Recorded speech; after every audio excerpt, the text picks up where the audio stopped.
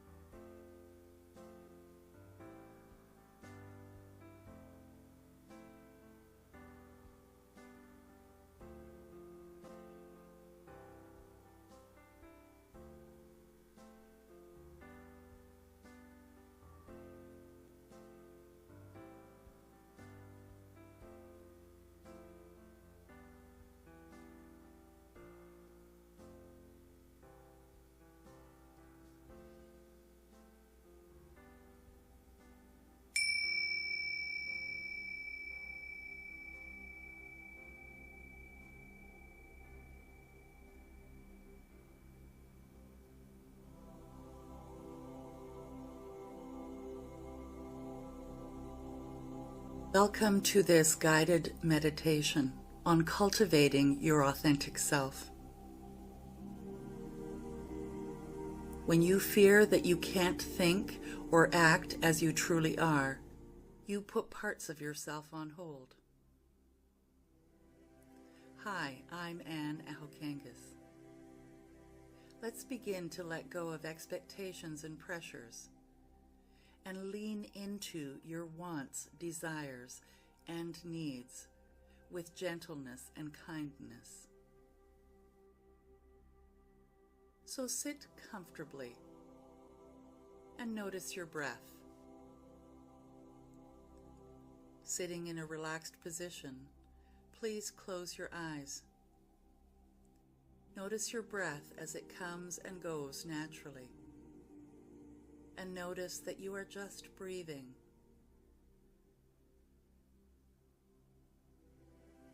Take a deep breath in now and out. Take 3 deep breaths, breathing in and breathing out. Breathing in positivity and breathing out and letting go of old stale air and stale stories. Breathing in, breathing out. Just sitting with your attention on your breath. Relax your body.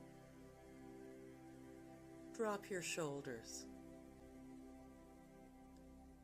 And allow yourself to just be still.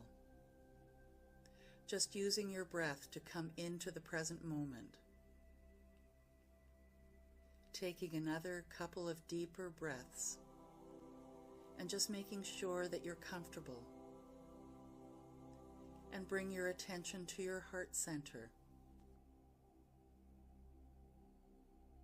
You can do this by placing your hand on your heart, and this immediately brings your sense awareness into the region of your heart.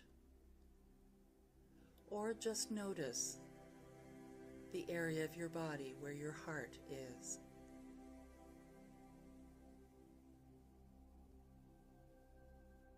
So let's begin where your consciousness, your awareness is usually focused, in the center of your head, just above and behind the eyebrows. So bring your attention there now. Feel as if you're pulling your attention back into your head, away from the whirling thoughts and the outside world. And now we're just going to slowly drop down from this place into the heart. And you might like to imagine that you're going down in an elevator as if there were 7 levels, and I'll just count down for you.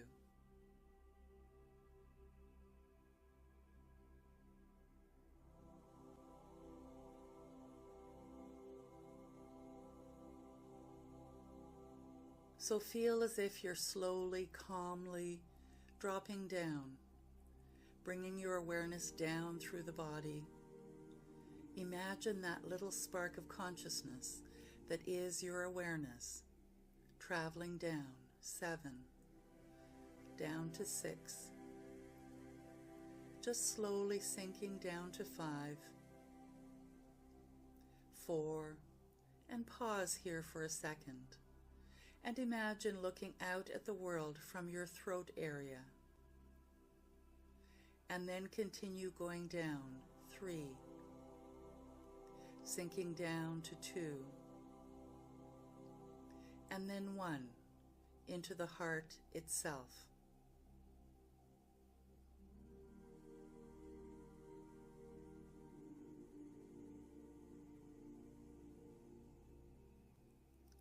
This time, imagine viewing the world from your heart, bringing your focus, your attention, to this center point of your body, in the heart. And as your attention goes here, begin to get a sense that your breathing is focused here. As you breathe in, you breathe directly into the heart. And as you breathe out, you're breathing back out of the heart. And as you continue to breathe in and out of the heart, imagine the energy of love, the color pink as it flows out from the heart, spreading all around you.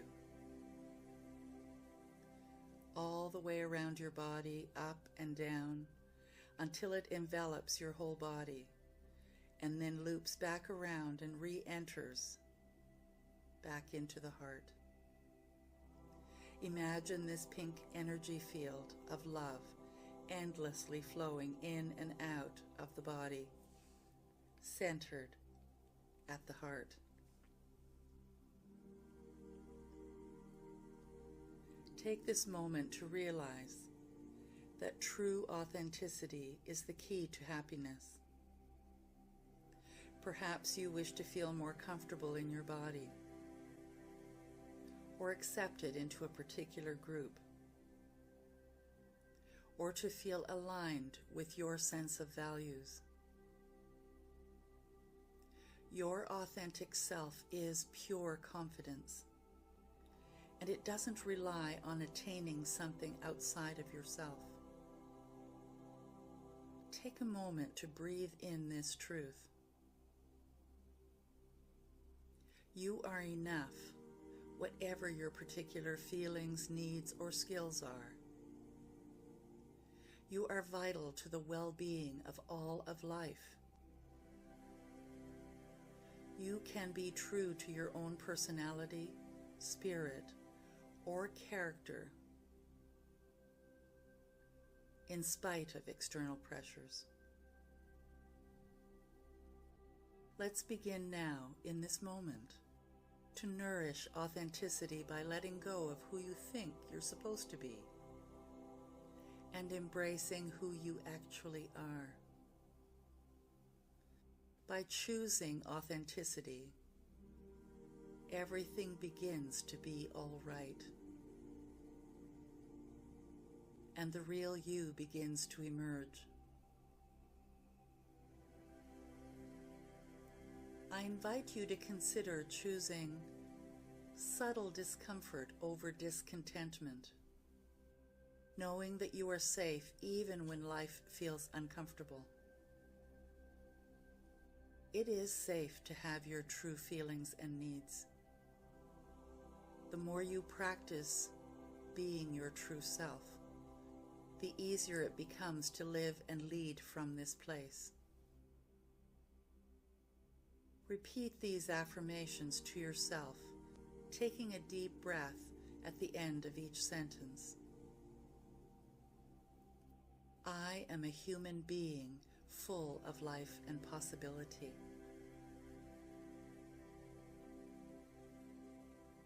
No one else is like me. I have a right to make mistakes and recover. I love myself unconditionally.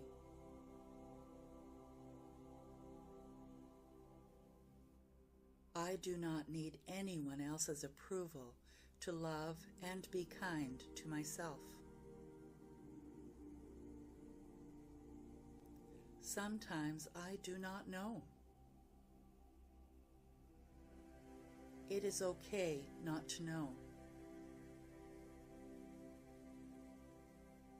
The unknown invites me to be curious and discover. I do my best. I let go of the rest. Think of a recent experience with a partner, friend, family member, or coworker where you wanted to be authentic but weren't. Imagine pausing at the height of this interaction and asking yourself the following questions. What am I afraid would happen if I shared my experience right now with this person? How will I feel if I don't share what I'm thinking and feeling?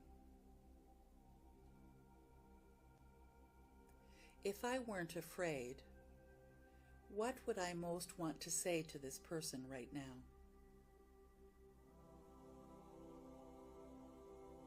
How might I share this with even more vulnerability?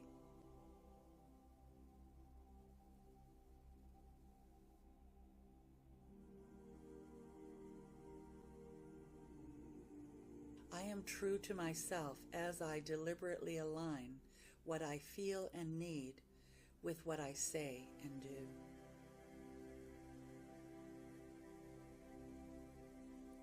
I make good choices by using my intuition, sometimes by doing the necessary research, and sometimes looking at the bigger picture. I choose to do something every day that reflects my deepest needs, wishes, and beliefs. I speak up for myself and ask for what I want. I create healthy boundaries and easily say no at the right times. I release the need to please others.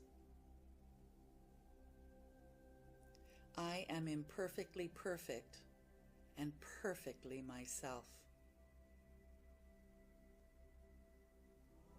I easily express and maintain my boundaries, especially about the level of energy I can handle being around or taking in. I bless my fears with loving kindness and compassion.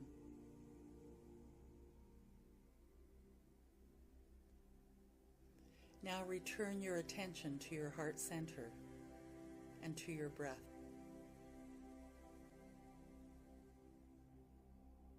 Gently and easily on the next breath, open your eyes.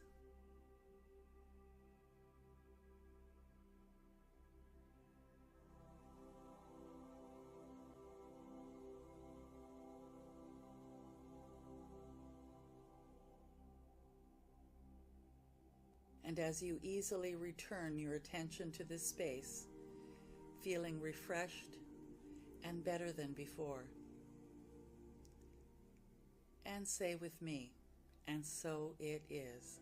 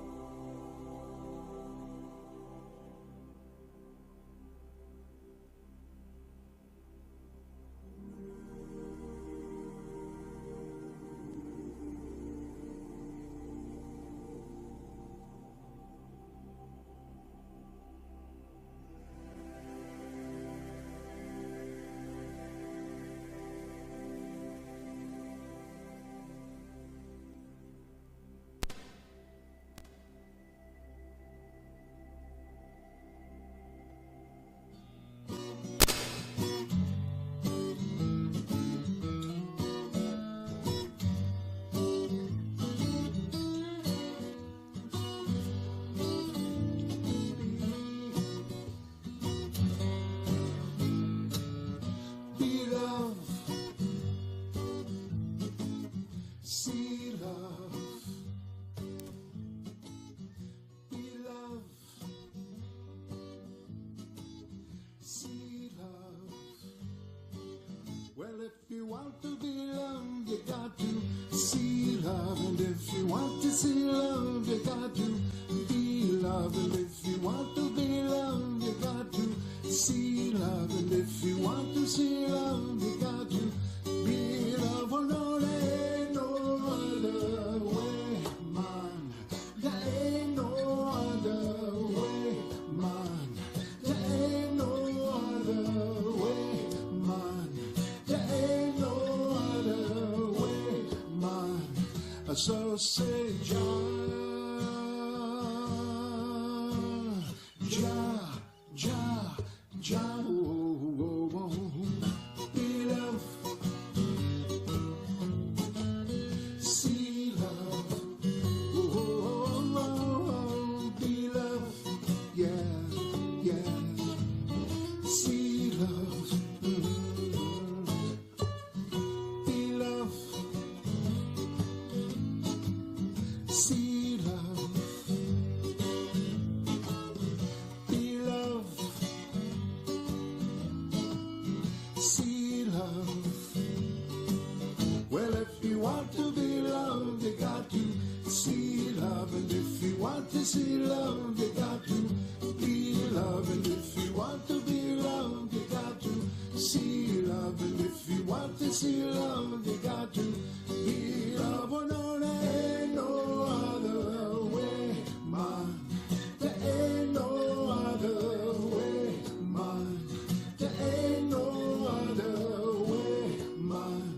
There ain't no other way, man. So say, Jah, Jah, Jah, Jah, oh, oh, oh, oh.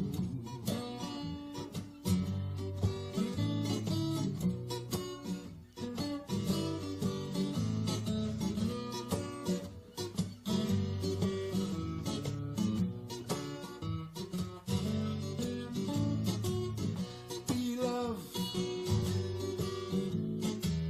see love, be love, see love. Well, if you want to be loved, you got to see love. And if you want to see love, you got to be love. And if you want to be loved, you got to see love. And if you want to see love, you got to be love. Oh, no, there ain't no other way, man. There ain't no other way, man. There ain't no other way, man. There ain't no other way, man. So say, Jah, Jah, Jah, Jah, oh, oh, oh. Be love, see love, be love, see love, be love, oh, oh, oh, oh, oh, oh, see love.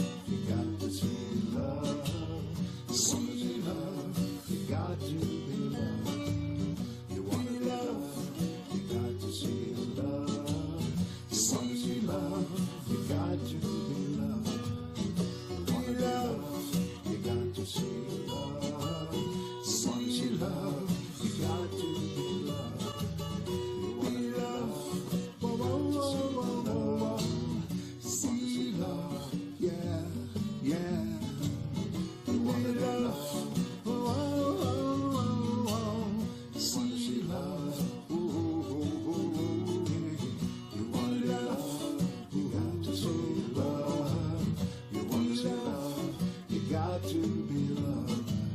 You wanna be loved, you got to see love. You wanna see love, you got to be loved. You wanna be loved, you got to see love. You wanna see love, you got to be loved. You wanna be loved, you got to see love. You wanna see love, you got to be loved. You wanna be loved, you got to see love. You wanna see love, you got to be loved.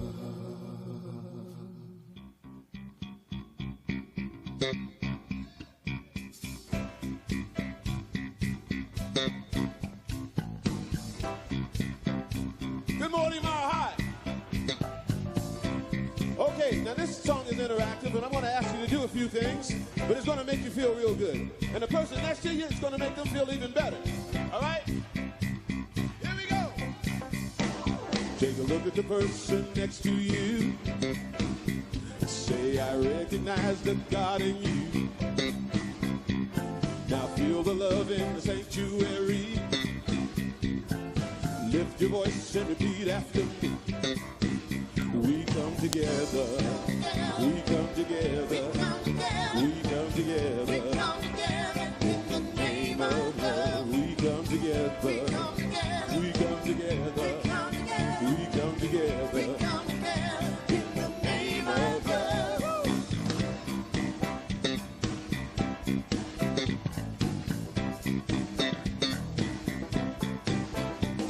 Take a look at the person next to you. Say, God loves you and I love you too. Now feel the love in the sanctuary.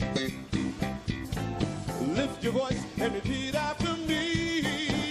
We come together. We come together. We come together. In the name of love. We come together.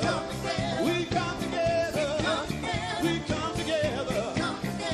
In the name of love. Every walk of life.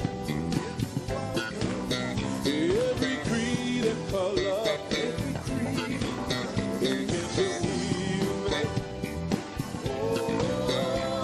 In honor of the God in each other. Oh, take a look at the person next to you. Say, namaste, I bow to you. Now feel the love in the sanctuary. Lift your voice and repeat after me. We come together. We come together. We come together. In the name of love. We come together. We come together. We come together in the name of love. Oh, we come together. We come together. We come together. In the name of love. We come together. We come together. We come together. In the name of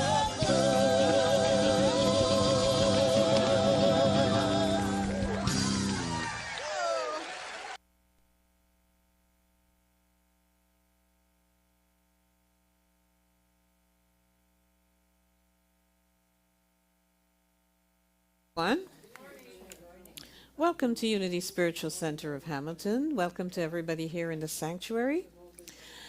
Thanks for coming in on this wonderful, cooler summer day.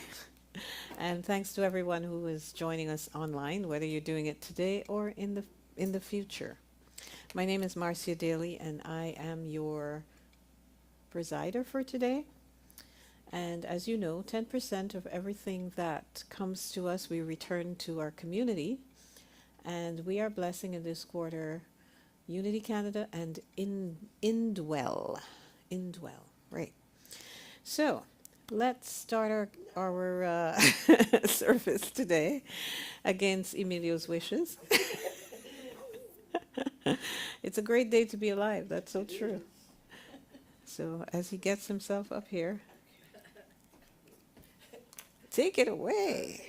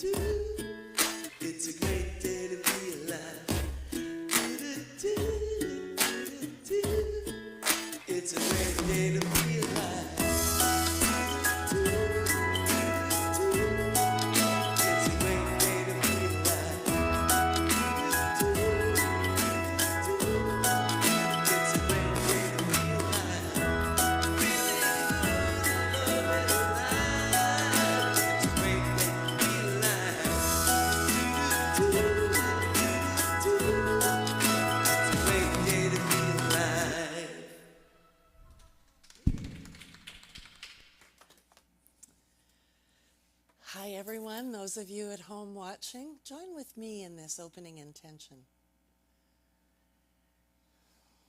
Setting the tone, setting the vibration of the rest of this day. I connect with the spirit within, remembering it's also everything seen and unseen. It is my life, and it is the potentiality of absolutely everything wonderful. So today I easily let go of any fears that may be blocking that good from coming. I stop questioning and I trust. I trust as I move forward, knowing that I am enough, I am valuable, and who I am is just perfect. So with a heart filled with wonder and expectation, I move forward, knowing it is all good, because it's all God. I let go and let it be so. Please join with me in affirming, and so it is, because love is my decision.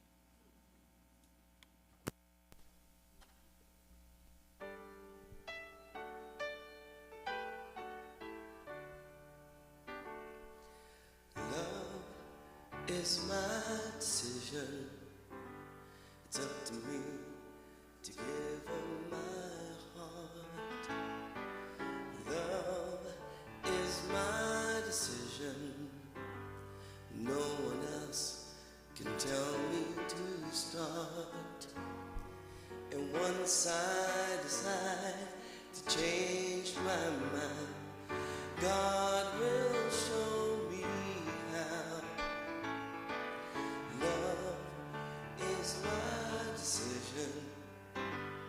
My decision, right here and now. Love is my decision. It's up to me to stand on that bridge. Love is my decision. No one else can make me forgive. And once I decide to change my mind, God will show me how. Love is my decision, right here and now.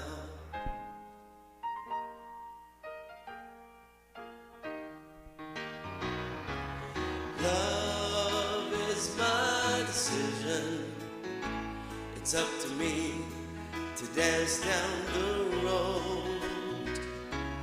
Love is my decision. No one else can lighten my load. And once I decide to change my mind, God will show me how. Love is my decision, right here and now. Love is my decision. It's up to me to dance down the road. Love is my decision.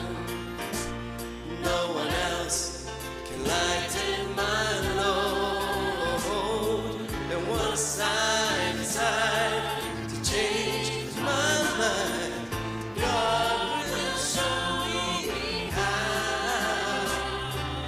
Love is my decision, right here and now. My decision, right here and now.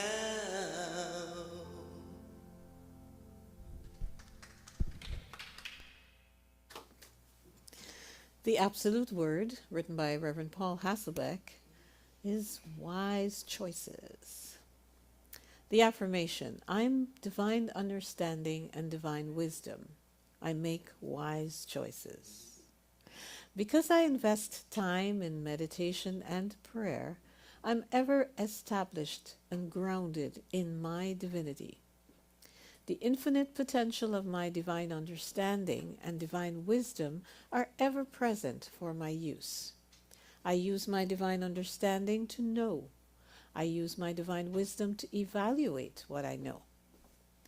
I use my divine illumination to renounce those choices that do not serve the highest good of everyone, including myself. I use my divine will to make wise choices that do. I wisely know what to think, say, and do. I choose what is mine to do.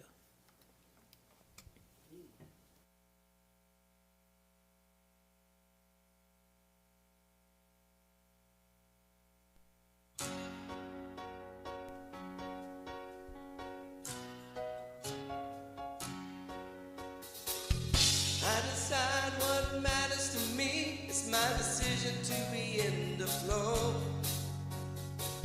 And I decide what to let in, and I decide what's got to go. Yes, I'm the one with the power to choose every thought and every belief. I'm the one with the voice inside that has the power to set me free. Oh, I decide what matters to me. It's my decision to be in the flow. And I decide what to let in, and I decide what's got to go. Yes, I'm the only one who knows what's true, for the true self who lives in me. Yes, I'm the only one who's gonna ever know what my body, mind, and soul really needs. And that is why I decide what matters to me. It's my decision to be in the flow. And I decide what to let in, and I decide what's got to go. Oh, but every time I forget my own power and start doing what I think I should do, gotta take a step back and hold my soul in, so I can listen to the voice that's true. It always says, I decide what matters to me. It's my decision to be in the flow. And I decide what to let in, and I decide what's got to go. I decide what matters to me. It's my decision to be in the flow. I decide what to let in, and I decide what's got to go. Yes, I decide what's got to go. Oh, I decide what's got to go. Yes, I decide what matters to me.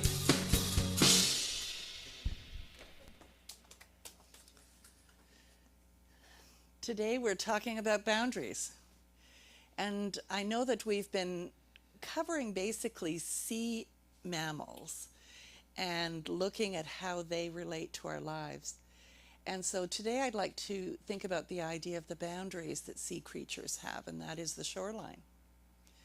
And as human beings, we don't have boundaries really when it comes to spirit, only what we put in place ourselves. And so I was thinking about boundaries, and I was thinking about what a privilege it is to be able to have conversations with someone that you want to spend more time with around the idea of what are my boundaries, discovering what they are, and what are yours. And some of the greatest education that I think I ever had was, first of all, going to school. You were taught the boundaries of being a good student in class, how to behave, that kind of thing. And you knew that if you stepped outside those boundaries, there were consequences. And boundaries of being in one's home with parents and siblings and all of that. Boundaries coming to a spiritual center like this. Are there boundaries? So lots of things to think about, and I hope that I'll give you some maybe new things to think about. So boundaries are the way that we take care of ourselves. And that is very true. And that's really, in spirituality, what we mainly talk about when we talk about boundaries, is that we create boundaries to take care of ourselves. But there are so many more ways to look at this. So a generative boundary is something that I thought was an interesting term. It protects and enhances life and moves you towards more fulfillment. And what that means is that it's ever evolving as you evolve, but they are boundaries that are for your evolution, whatever that is, for you to feel fully yourself in any situation, to truly be able to be authentic. So do you know how to say a wholehearted yes and a wholehearted no? Would that be something? And the only way that you can is when you truly know who you are and what you desire, and take away all of the fears that you may have residing in this truly saying yes to something or truly saying no to something. So here's a great affirmation. I honor me by creating and maintaining generative boundaries. And so I'd invite you, as you move forward this week and think about the boundaries that you have, to allow them to be fluid, to allow them to be evolutionary, to allow them to expand as you're willing to expand to experience life a little bit differently than what you have. Because if you live with the same boundaries all your life, especially the psychological ones, you're going to be exactly the same later on in life as you are in this moment. So are you willing to have generative boundaries, is the question. I hope your answer is yes. So I'd like to look at relationships in terms of these generative boundaries, and know as a sacred, and also just about boundaries in general. So these are quotes. Relationships. All of life is about relationships, and relationships are social constructs that we define. And so you might define a relationship as mother-daughter, as friend, as co-worker, as stranger. A social construct is actually something that we collectively create and maintain through our interactions and beliefs. So there are a lot of agreements, some of them unsaid, unspoken, but we know that they are things that we have decided as a society on how we're going to behave with each other. And I'm not talking about laws, I'm talking about the subtler ones that are happening all of the time. So here's an example, race. So physical differences exist between people, yet the idea of race as a category is actually a social construct. Have you ever thought about that? And it's one of the things we try to bust through in a spiritual journey, I think, is to not see the differences in race, but to just see, the differences in personality and the amount of love they're willing to exude or not. So here's another one, gender. Gender roles and expectations vary across cultures and time periods, showing that gender is a social construct as well as a biological one. I can't even imagine bringing a child into this world now and identifying them clearly with either the room will be blue or the room will be pink. I've changed in terms of my idea of gender. Now, I chose yellow anyways when my son was born, before he was born, because it wasn't in that social construct. So money. I don't know if you've thought about this more recently, but the value of money is not the physical bills or the coins, because we don't even have very many of them now, but rather a social agreement that assigns a value to a medium of exchange. And I think that's why there are people who really want to barter, because they know that it's flexible. It can be flexible. It depends who they're speaking to. Have you ever bartered, going to some of the countries like Mexico or India or China, or Hong Kong was one of the most fun places to barter. because you could barter fiercely. And then at the end of it, when they finally came to a conclusion that they had agreed on a price, they were delighted to have had you make the purchase, but you thought that the world was going to end until the bartering was done. And it had nothing to do with what the actual cost of the item was. It had to do with the experience in the bartering. So social institutions, like marriage, citizenship, or even the concept of property, are social constructs. I thought about that, you know? Like, you can be in your house that you own, and you own the land. And there are certain things that you can't do, even in your own house, according to the social constructs of living there. So property is not a given. Property is a right, not a thing. Property ownership is best understood not as the ownership of things, but as a set of rights to use the things. So it takes a different blush, doesn't it, when you say, I own this, because there are so many other things attached to it. And there are agreements that we've made with everyone that we live with, or the country we live with, or the culture that we're in. So the idea of relationships is choreographed also by history and cultural beliefs. I've been posting on Facebook. Anybody follow me on Facebook? I follow I Love Finland, and there's something else about Finnish people. And so I will post occasionally about what Finnish people are typically like. And so one of them was, you know, the most favorite thing for a Finnish person to do, and there was a chair in an empty field, you know, and a Finnish person would understand that. It would be like, that's the best thing since sliced bread, that I get to sit there all by myself with nobody bothering me. And so that's what I mean about history and cultural beliefs, that there are certain things about relationships we have with people, with things that we do, that come from our history and come from our culture. Culture is both non-physical things like your beliefs and thoughts, expectations about personal space, and tangible things like bus stops, trains, seating capacity, and parking. I remember first living in Waterloo. I had never been around a lot of Asian people before. And the University of Waterloo has a lot of brilliant students that go to the engineering program. And many of them come from Asia and parts of China. And they have a different culture.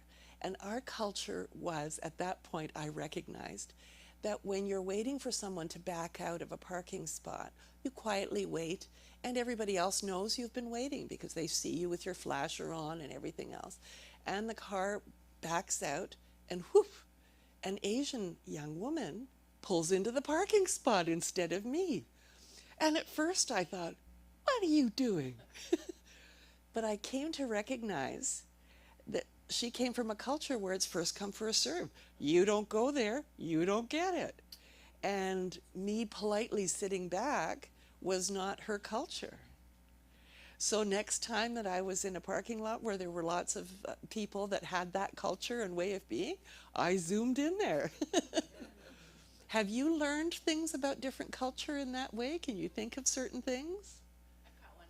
Before the pandemic, when it was just starting to happen. Before the pandemic? Yeah. If you rode a city bus, the Asian people were all wearing masks already, and none of the rest of us were, because we didn't understand that whole. Wendy was sharing that during the pandemic, when it was first starting, the Asian people naturally wore masks. But it was also something that was done. I remember when I was traveling in Japan, they wore masks if they had a cold because they didn't want to share their bugs with anything. It was just very normal to see that. And we never saw people wearing masks. And even today, people are wearing masks walking on the street where you didn't have to wear a mask even during COVID if you were outdoors and 6 feet away from anybody. So it's fascinating. So this person wrote a book, and I've been reading bits and pieces of it, Prentice Hemphill. He said, it's hard to notice how history can invade each moment through habits and conditioning that we've come to embody, how it can contour how we care for and our ability to really see one another. And he continues to say, I believe it's a he, we inherit beliefs and patterns of relationship by watching how the people around us move. So, you know, I learned how to behave through what my parents and grandparents and, pardon me, my community were doing. And so did you, whether you understand it or not. There was some interesting conversation I had with Marcia, who has traveled the world, and she's come from a country called Guyana. And I don't recall exactly what it was, but I remember being surprised that her viewpoint on something was totally different than mine because of her culture. And she even said she thought that we were kind of funny doing things the way we did. And, you know, that's just it, isn't it? So we learn who is listened to and seen, who is lifted up and who is hunted down. We learn in this way who we are and who we have been in relationship to the world's other inhabitants. And the book is called What It Takes to Heal. I knew I would give it to you eventually. I just was at the end of the quote. But, you know, you may look at certain cultures right now because the news allows us to see what's going on in the rest of the world. And you might say, I don't understand why they're doing things that way, because in this culture or in my culture, it's not done that way. But see, you don't understand the full picture. And until you do, it's very difficult to be in a place of full understanding until you experience it. So he says, we embody these ideas until they seem natural. So it's that idea of repetition, repetition, repetition. Until we're faced with something different, a cultural difference, and then say, gee, that's not how I would do it. Is my way actually as good as I thought it was? Everything changes when our emotions are freed from the dictates of history, when we can relate in an undefended way and find another path to another. When I was studying at the University of Waterloo, we were studying how to do peacemaking circles in a very effective way. And a lot of it had to do with Aboriginal history and how they went about doing it. And in an Aboriginal society, for instance, everybody knows each other in their community. So they don't need to do any kind of introductions.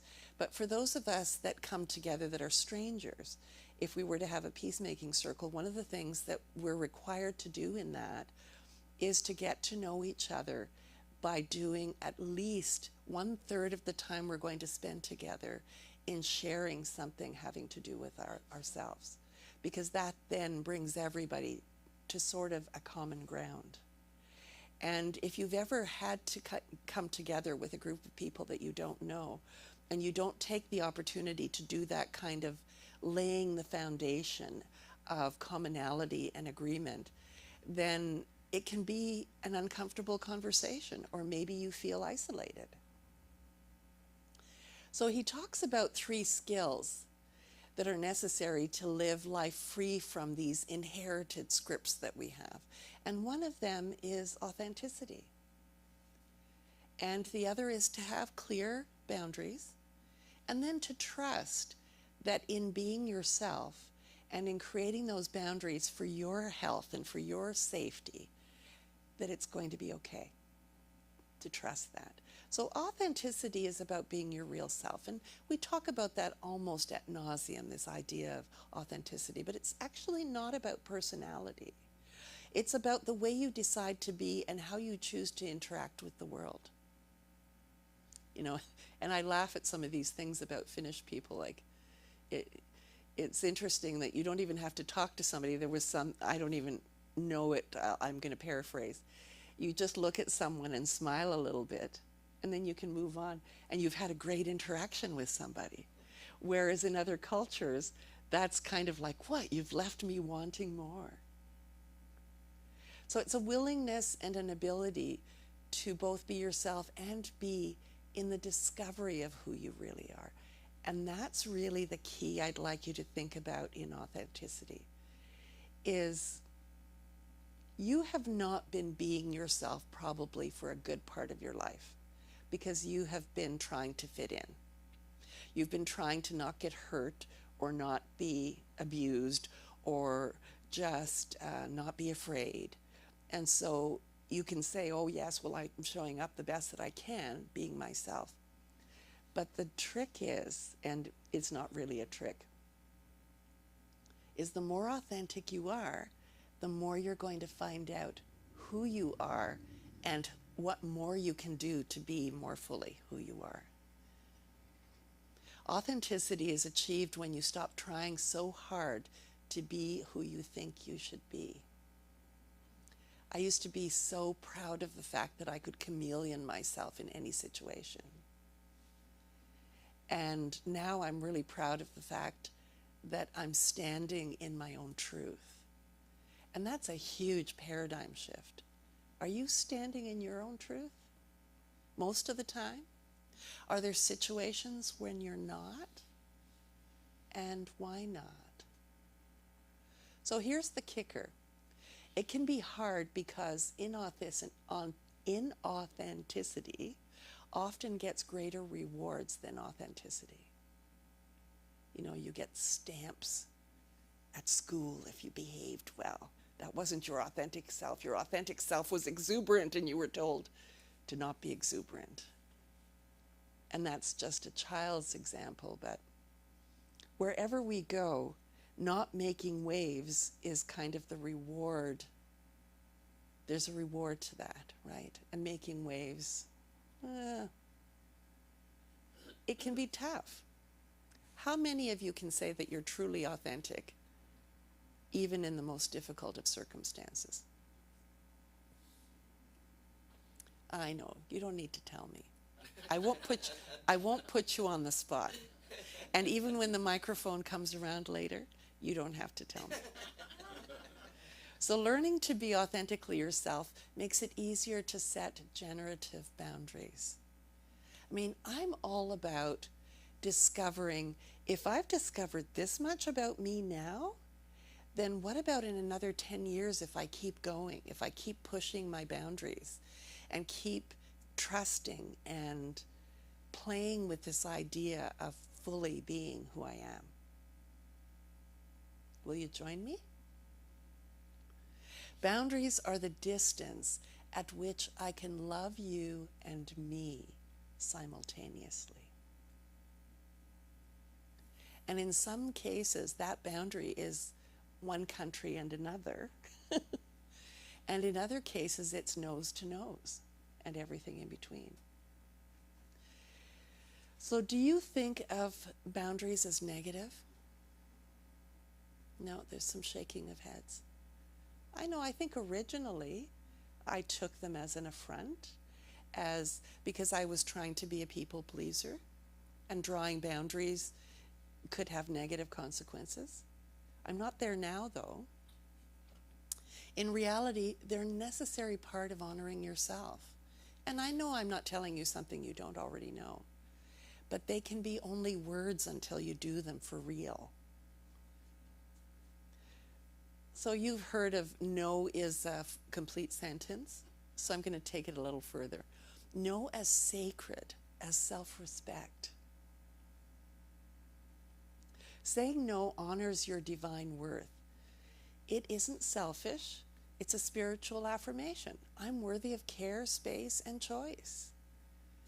And when I was younger, I was in business for myself from the age of 20. And it was several years into being in business for myself that someone told me, you know, when you go to the bank, you can actually negotiate the banking fees. I had no idea that you could do that. I thought they made the rules and I had to follow them. They said jump and I'd say how high. And this whole idea of my worth, I went into the bank that day and I thought, okay, I'm going to negotiate my banking fees. Now that was back when you could actually talk to people in banks. Like now you're dealing with the computer and that kind of thing. But I came out paying half the fees that I used to. Just because someone said, you can negotiate things. Just because someone says something, you can negotiate. They can say no, but at least you tried, right? So here's another example. You decline taking on extra work hours. Rather than overextending, you choose rest, recognizing your body and soul need renewal. How many times have you just pushed yourself instead of saying, no, you know, I need to take some time here? Or how about energetic clarity? You opt out of a social event where you don't feel emotionally safe. You don't offer an excuse, just honesty, protecting your peace. And how about a recovering people pleaser? I like that because I guess I'm more than that. I am already, no, to tell you the truth, I'm recovering still. A recovering people pleaser begins saying no to obligations that feel draining. Over time, their energy becomes more aligned with who they are. And yes, the more that I have practiced the idea of picking me over someone else has gotten easier. And life's gotten better as a consequence. Creative focus. An artist refuses requests to compromise their creative style for commercial trends. The no opens space for more authentic, meaningful work. There was a young woman that I was watching on a video, and at 13, she was a fabulous artist. And she was taken on by a gallery that required her to do one piece per week for the gallery, and they had to look a certain way. And at that age, she was okay with that. She was exploring it. But the thing is that she got to a point where it was like, no, I can't do this. I can't compromise who I am and what I create because of the almighty expectation of someone else. So vision protection, or staying true to your path, staying true to your vision, saying no to hasty decisions, choosing instead to sit in stillness and discernment. The pause helps to stay true to your goals and values. You know, in my exuberance in the past, and sometimes still today, I'll jump in, but then go, ooh, maybe I should have thought about that a little bit. Not that it was a complete no, but maybe it needed some negotiation. So, healing journey. A person recovering from trauma says no to familiar patterns, like abuse in a relationship, even when others don't understand. This no becomes an act of transformation. And that's probably one of the hardest things when you have been traumatized, is to say no. So the spiritual takeaway, no gives room for divine opportunities to unfold. It's like, to say no means you've opened the door to something that's a different possibility. And the other spiritual takeaway, saying no sets a boundary that respectfully says, I matter. It's like, thanks for the offer, but no. So sometimes saying no is about trusting spirit more than people's expectations. It was really quite far into my life that I understood that I was saying yes or no to spirit.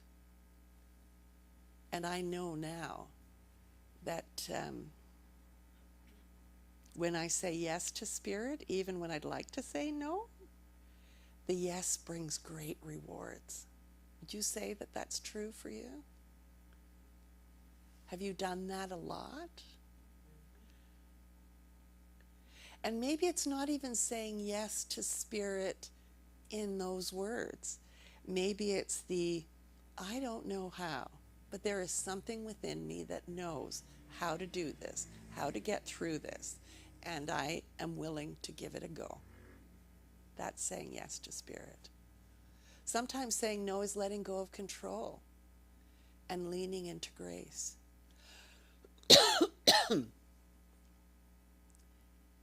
That's a very packed sentence, and I'll unpack it a bit for you because you may have read it and thought, okay, well, logically that makes sense. Leaning into grace is needing to know what grace actually is. Grace is that thing that in unity we say God is good all the time. There is a positiveness, a supportiveness, a beneficent type of energy that we live in, that some of us call God, that is always looking to bring about our highest and best if we're willing to allow it.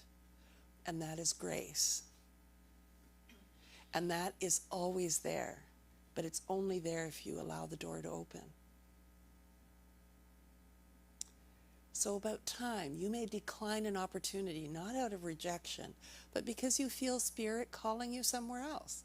The no honors divine timing. You know, sometimes you just know something's over. It's done. It's toast. And no isn't a rejection. It's time for me to be doing something else. Social wisdom. In a tense family situation, you say, I've got it spelled incorrectly there, you say no to engaging in old arguments. You choose stillness and prayer over chaos, trusting the bigger picture. Have you ever just said stop to somebody in the family when they've continued to talk about or be a certain way or any of that, and just say, no, like, that's enough. We've done enough of that. And if you're going to continue, I'm not coming. How about soul integrity? You refuse to engage in gossip. Your no isn't defensive. It's calm and rooted in a deeper truth. Deep, lasting connection thrives in the presence of love. And now I question, why am I gossiping if I'm gossiping? Is it to provide an example? Is it to provide an understanding? So the spiritual takeaway, no is often the doorway to yes, a deeper yes to who you are and what Spirit is asking through you. So this week, be aware when you're saying no. And maybe be aware when you're saying yes, when it ought to be no. So Richard Rohr, he is just wonderful if you've read any of his work. Spiritual unity is diversity maintained and protected by love. And what that's saying is that grace, that benevolence, that supportiveness, that love that is Spirit, that is who you are, is always looking to love you more. Let it. Because relationships, truly healthy ones, begin with being really clear that you're worthy. And that no sometimes is a complete sentence and you need to make it. And that boundaries are more than just drawing your own line in the sand. And recognizing that people have different boundaries because of their culture and because of their history. And maybe when they get to know you a little bit better, then they will be easier and softer in terms of their moving out of those boundaries. So let's anchor that with I am worthy. Because Karen Drucker does it so well.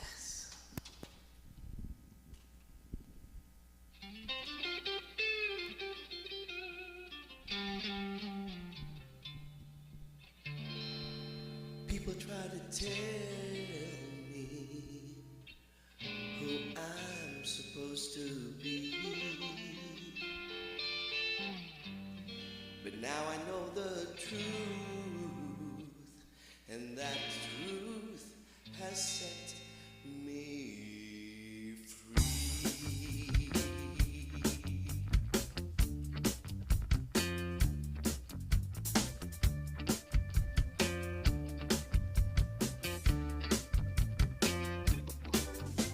The media tries to tell me each and every day how to look and how to act and what to feel and what to say. But I have a secret I've known since birth. I'm whole and I'm complete and I know what I'm worth.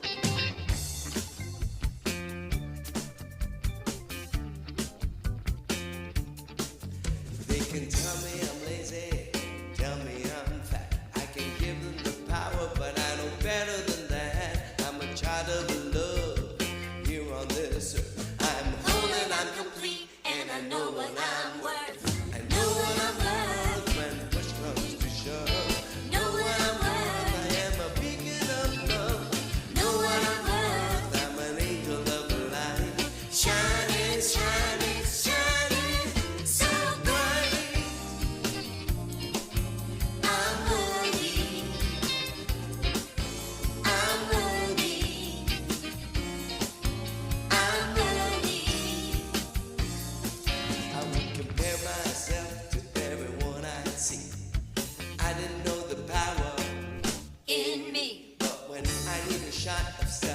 I say. I'm whole and I'm complete, and I know what I'm worth.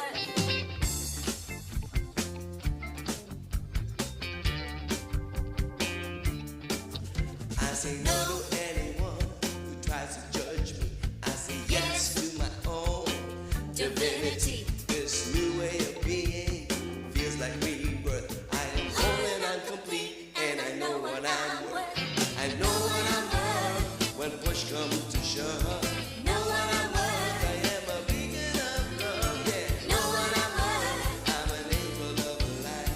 Shining, shining, shining so bright. I'm worthy. I know that I am. I'm worthy. I say it every day. I'm worthy. Yeah, yeah, yeah. Worthy. Worthy. I'm worthy. I know what I'm worth. I know what I'm worth. I know it, know it, know it. Know what I'm worth. I know what I'm worth. I know it, know it, know it. Know what I'm worth. I know what I'm worth. I know it, know it, know it. Know what I'm worth. I know what I'm worth. I know what I'm worth. When push comes to shove. Know what I'm worth. I am a beacon of love, yeah. Know what I'm worth. I'm an angel of light. Shining, shining, shining so bright. I'm worthy. Say it every day. I'm worthy. I know to my core. I'm worthy. Yeah, yeah. Don't tell me I'm not enough. I'm fabulous, extra messed up. I give my fight for all to see. I'm the man I'm meant to be. I'm worthy. I'm worthy. I'm worthy. I'm worthy. I know what I'm worth. I know what I'm worth. I know it, know it, know it. Know what I'm worth. I know what I'm worth. I know it, know it, know it. Know what I'm worth. I know what I'm worth. I know it, know it, know it. Know what I'm worth. I know what I'm worth. I know. I did it finally.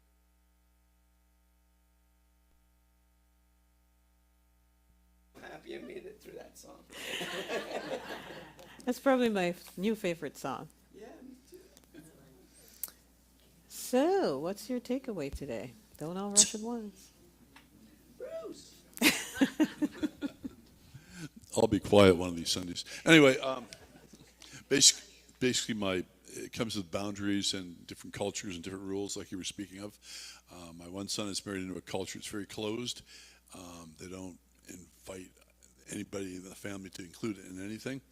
And so recently we had a birthday party and they came to it, and when they left, they said, "Well, we'll see you twice next year," referring to like we're going to see you because of the birthday party. So I'm going.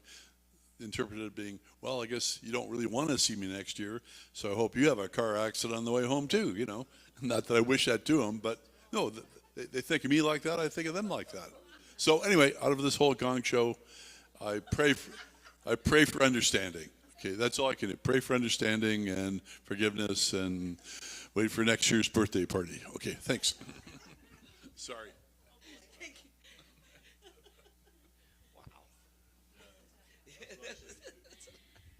Okay, that was the authentic Bruce. This one is from Brenda at home. She says, "I like to set boundaries to takers/users because they have no limits, and you will be very frustrated if you don't set boundaries. My neighbor has no limits of borrowing, so limits are required." And I would just like to say, as the baby of the family, way younger than everybody else, it encourages you to be authentic. Like they're cheering for you all along. So then you go out into the world and you expect everything your own way. So I don't know. Maybe that's good. Maybe it's not. I don't know.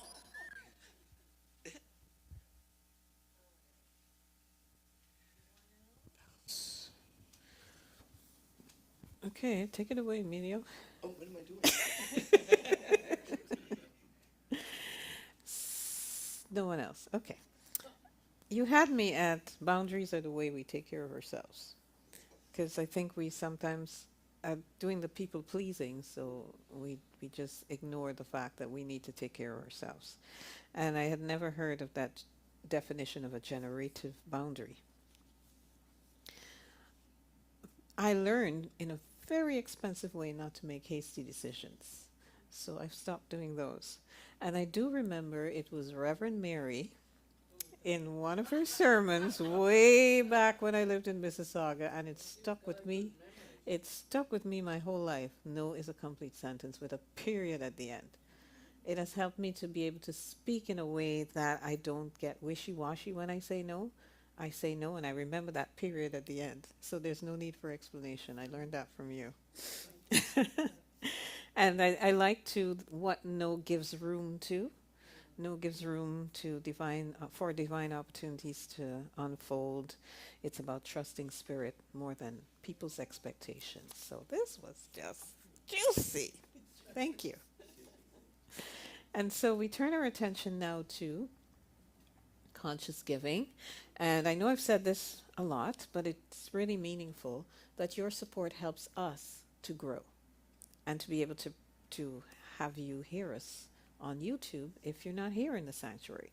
So if you send your contribution by e-transfer, please send it to admin@unityspiritualcenter.com and checks payable to Unity Spiritual Center.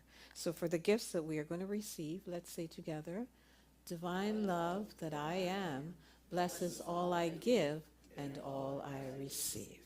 Thank you.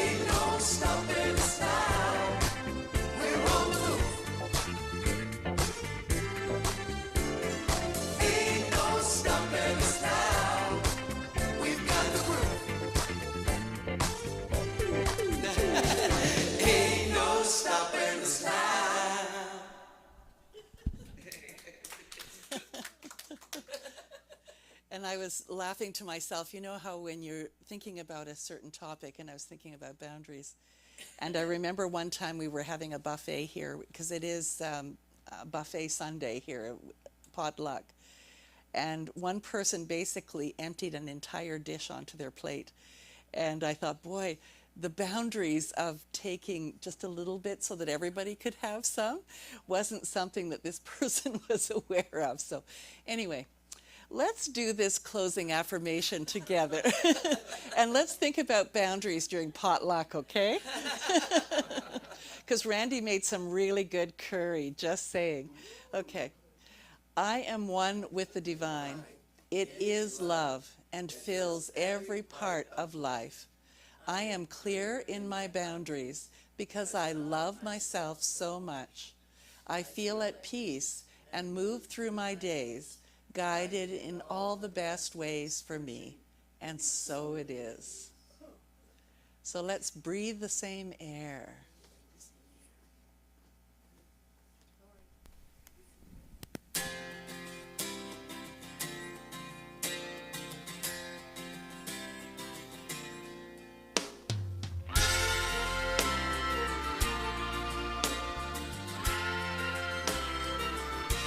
Well, it's an idea whose time has come. A new generation decides as one of the same small planet we are born. It's never been so obvious before. We breathe the same air, drink the same water, walk the same earth, kiss the same sky, breathe the same air, and I think we ought to get along better, you and I.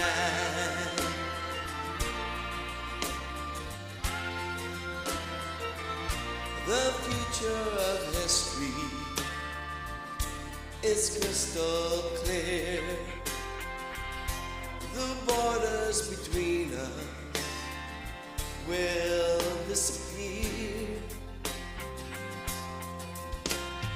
On the same small planet we are born. There's no foreign country anymore. We breathe the same air, drink the same water, walk the same earth, kiss the same sky, breathe the same air, and I think we ought to get along better, you and I. Well, some say I'm out of touch with the times, that this world is no place for a vision like mine. Well, still I can see it, and still I believe it. There's too many lives on the line. There's so many lives on the line. We breathe the same air.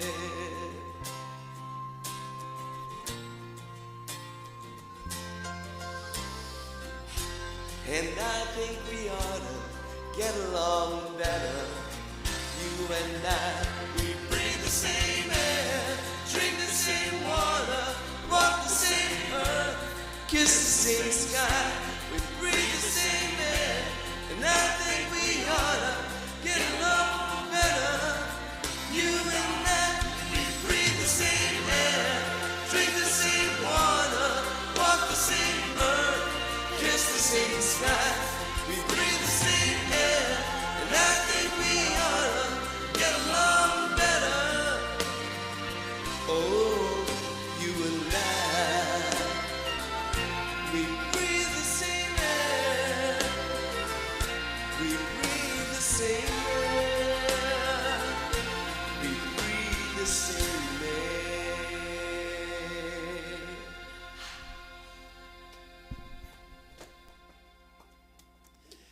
Thank you for watching, everyone, and thank you for being here in person. Remember, I love you. Bye for now. See you next week.